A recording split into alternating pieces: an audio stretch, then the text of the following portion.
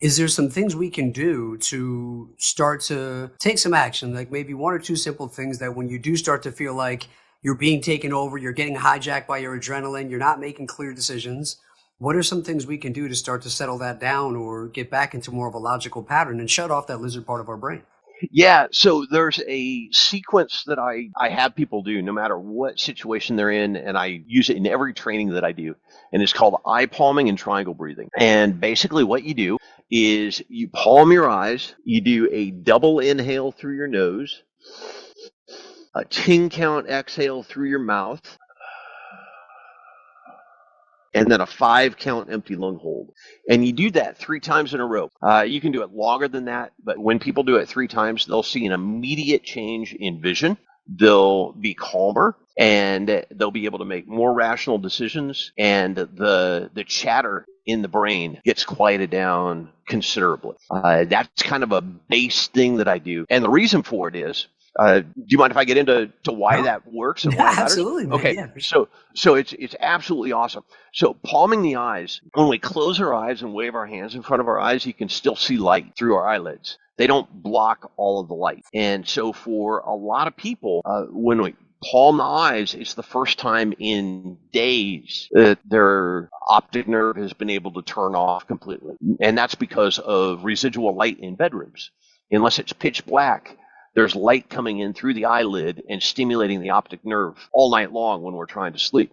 So that lets the 60 plus parts of the brain that handle visual processing turn off for a little bit. At the same time, we do that double inhale, and that's something that we do 5 or 6 times an hour without thinking about it. It's also something that we do when we cry. So the stuttered inhales that people do when they're just bawling their eyes out, it's a calming mechanism in the brain, and it inflates the alveoli in the lungs and can double our oxygen handling capacity.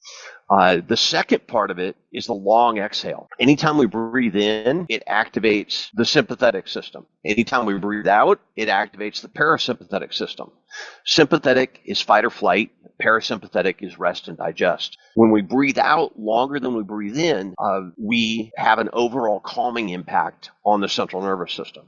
And just the double inhale and the long exhale, a friend of mine from the Huberman Labs at Stanford, Melise Belban, she released a study on that showing that it is more effective than combat breathing or 4x4 breathing, box breathing, or a multi-month meditation practice. Huh. So you can either develop a meditation practice over the course of months, or you can do that, the physiological sigh, and get the same result in 10, 15, 20 seconds, depending on how many times you do it.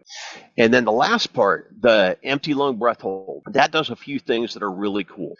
Number one, it increases carbon dioxide, which releases oxygen to our brain, our eyes, and our organs. And the other thing is, when carbon dioxide levels go up, we release nitric oxide in our sinuses. And nitric oxide is a vasodilator like Viagra, only not as big of an effect.